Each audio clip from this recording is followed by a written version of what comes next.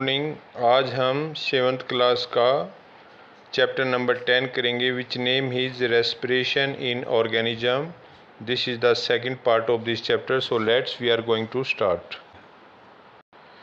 Y, how do we breathe? Let us learn about the mechanism of breathing. Breathing के mechanism के बारे में जानते हैं।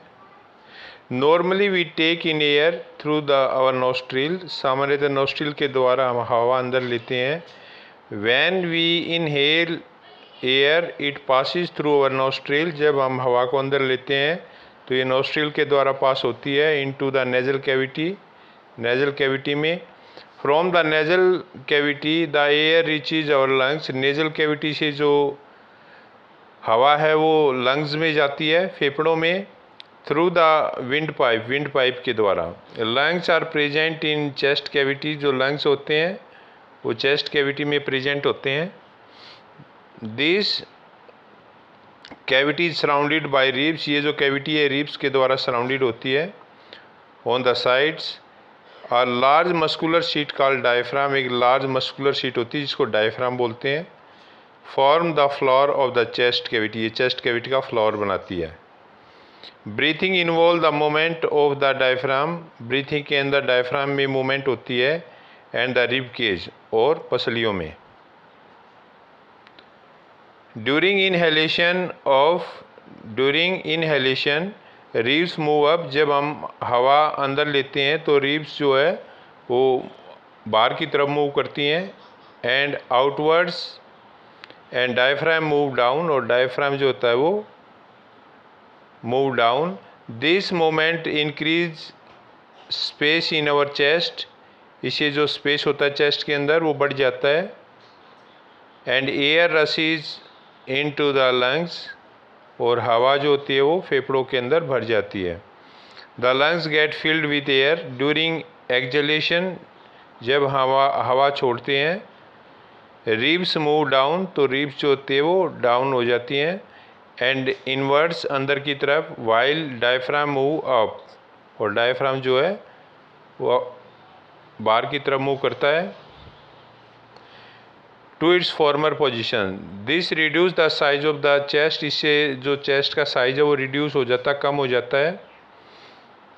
Reduce the size of the chest cavity का जो साइज है वो कम हो जाता है and air is pushed out. और हवा जो है वो बाहर निकाल दी जाती है ऑफ द लंग्स, फेफड़ों से। This movement in our body can be felt. ये मोमेंट हमारी बॉडी में महसूस किया जा सकता है ईजली, आसानी से। Take a deep breath. एक गहरी सांस लीजिए। Keep your palm on the abdomen. Abdomen पर अपनी हथेली रखिए। Feel the movement of abdomen. Abdomen के मोमेंट को फील कीजिए। What do you find? आप क्या पता लगाते हो? After having learned that during breathing, आप देखते हो कि ब्रीथिंग के दौरान there are changes in the size of the chest cavity, कि जो चेस्ट कैविटी के साइज उसमें चेंजेस आता है, बदलाव आता है। Children got involved in the chest expansion competition. बच्चों के द्वारा जो एक्सपेंशन, जो चेस्ट का एक्सपेंशन होता है वो कंपटीशन आयोजित किया जाता है, बच्चे करते हैं आपस में।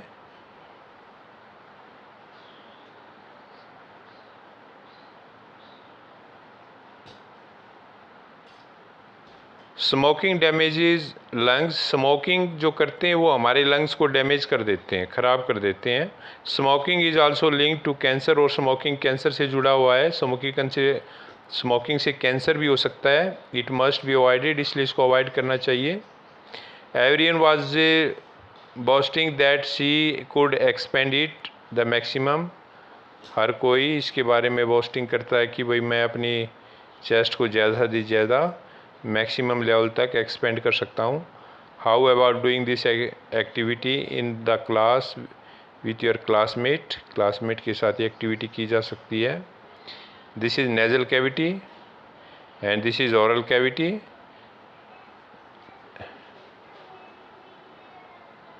This is oral cavity, this is nasal cavity, nasal passage, this is pharynx, this is trachea, these are lungs, these are ribs.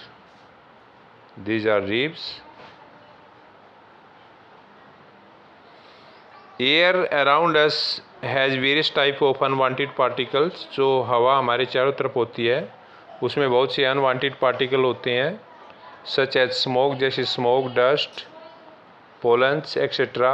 When we inhale the particle, जब इन्हें अंदर लेते हैं, get trapped in the hair, ये जो बाल होते हैं नाक के अंदर उसमें ट्रेप हो जाते हैं. Hair present in our nasal cavity, nasal cavity में जो हेयर होते हैं उसमें ट्रैप हो जाते हैं ये. However some time this particle में get past the hair in the nasal cavity, कई बार ये नेजल कैविटी में चले जाते हैं. Then they irritate the lining of the cavity, तो उसको इरिटेट करते हैं जो परत होती है कैविटी की. As a result of which we sneeze, जिससे में छींक आती है. Sneezing expel this foreign particle from the inhaled air, और उससे ये फॉरेन पार्टिकल बाहर निकल जाते हैं. And a dust free clean air enter our body. Take care when you sneeze, you should cover your nose, आपको अपना नोज को कवर करना चाहिए. So that the foreign particle you expel are not inhaled by other person, दूसरे person के द्वारा inhaled ना किए जाएं, अंदर ना लिए जाएं. Take a deep breath, measure the size of the chest, गहरी सांस लीजिए, चेस्ट के साइज को मेजर कीजिए. Of the chest with the measuring tape and record your observation.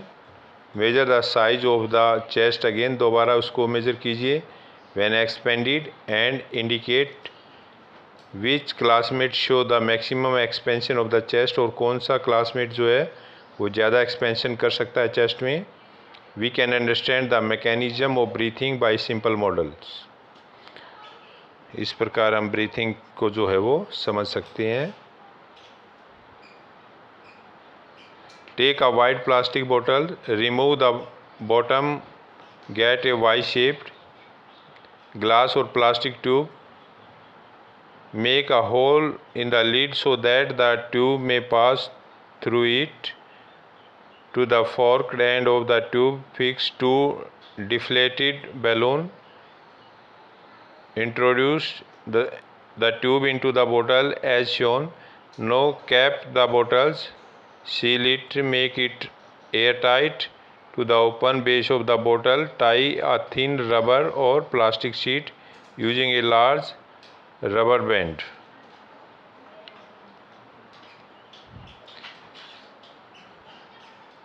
You can do this activity. Test tube, insert a plastic straw through the hole in the lid in such a way that it dip in lime water. Now blow gently through a straw a few times. Is there a change in the appearance of lime water? Can you explain this change on the basis of what you learnt in chapter? You are aware that air we inhale or एक्जेल is a mixture of gases, जो हम एक्जेल करते हैं वो गैसों का mixture होती है. What do we exhale? Do we exhale only carbon dioxide और a mixture of gases along with it? You must have also observe if you exhale on a mirror a film of moisture appear on its surface. From where do these droplet come? अगर आप mirror के सामने ऐसे ये करते हो तो एक लेयर फॉर्म्ड हो जाती है, और क्योंकि इसमें कार्बन डाइऑक्साइड होती है. To understand the expansion of the lungs, pull the rubber sheet from the base downward, watch the balloon next, push the rubber plastic sheet up and observe the balloons. Did you see the changes in the balloons? What do the balloons in this model represent? What does the rubber sheet represent? No, you should be able to explain the mechanism. Breathing के mechanism को आप इस प्रकार से समझ सकते हो. ये बैलून है, ये प्लास्टिक शीट है, और इस प्रकार से आप जब हवा बाहर निकल जाती है इस कंडीशन में, एक्जेल कंडीशन में, इनहेल फूल जाते हैं ऐसे फेफड़े हमारे बैलून की तरह, और जब हवा छोड़ते हैं तो इस प्रकार साइज रिड्यूस हो जाता है. जब हम लेते हैं, इनहेलेशन होता है तो साइज इंक्रीज हो जाता है लंग्स का, और एक्जेलेशन में साइज रिड्यूस हो जाता है, डिक्रीज हो जाता है. इस मैकेनिज़्म के द्वारा ब्रीथिंग होता है। तो इस एक्टिविटी से आप समझ सकते हो। The opening are called spiracles.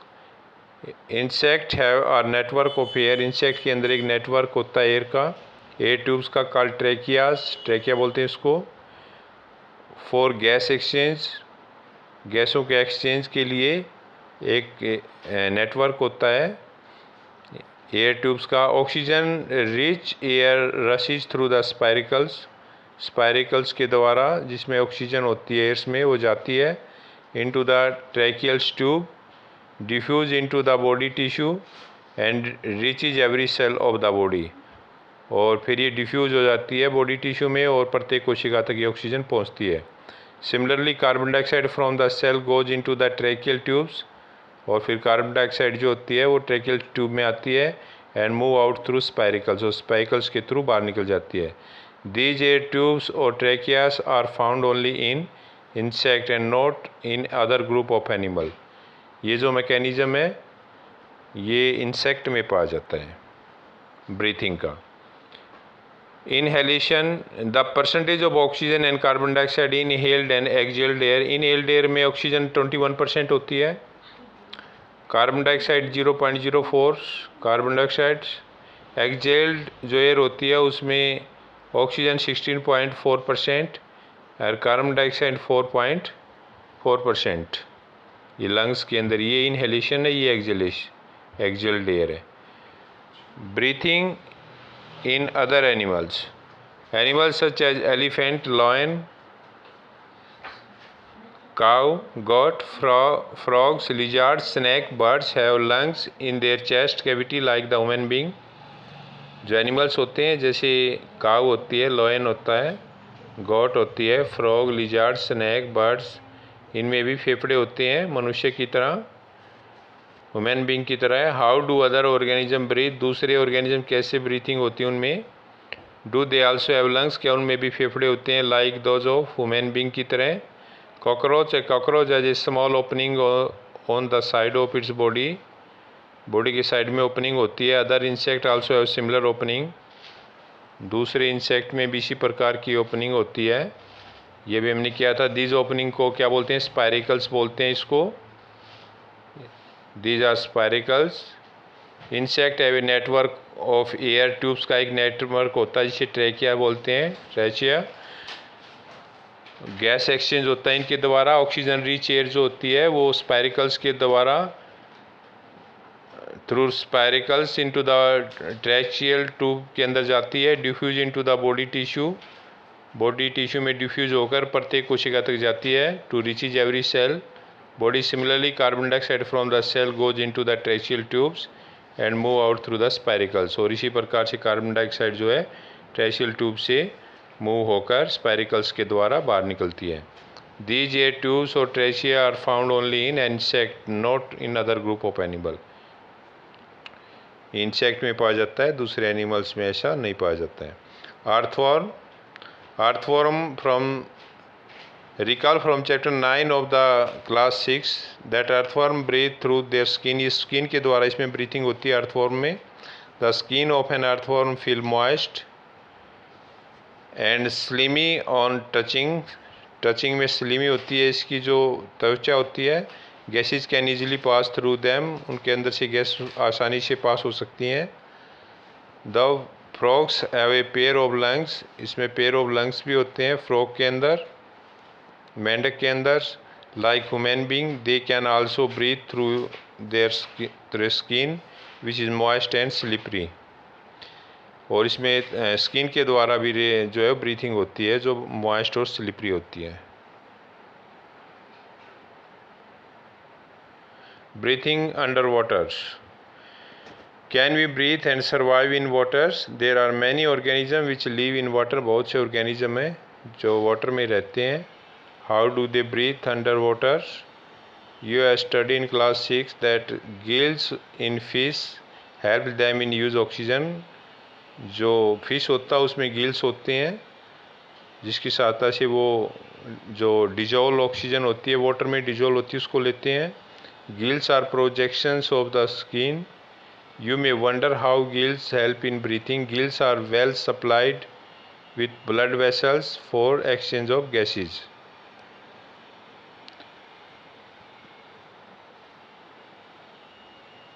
Exchange of gases. Do plant also respire? क्या plants में भी respiration होता है? Like other living organism, दूसरे living organism तरह plant also respire for their survival.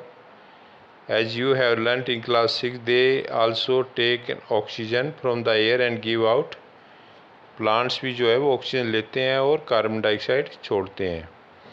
In the cell, oxygen is used to break down glucose. Oxygen का use होता है ग्लूकोज को ब्रेक डाउन करने में.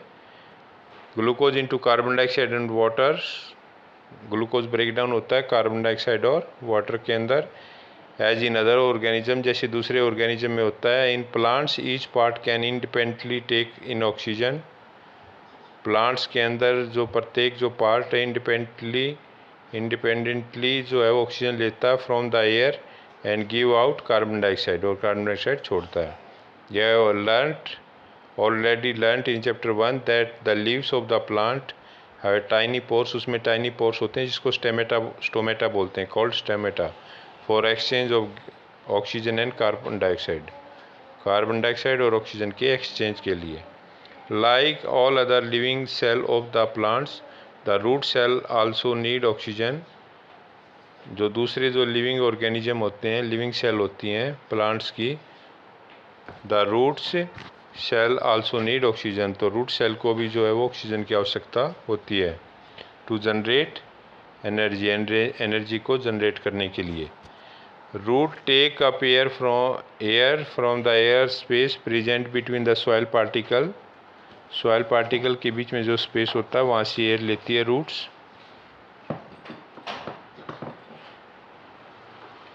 All living organisms need to respire to get energy needed for their survival. Can you guess what would happen if a potted plant is our waters? In this chapter, you learned that respiration is a vital biological process. All living organisms need to respire to get energy needed for their survival.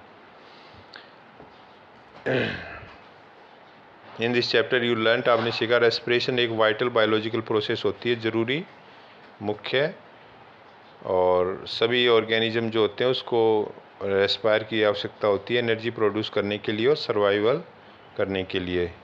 So student, this is the chapter. I think you understand it very well. You can see this video once or twice and you can understand this chapter very well. Thank you.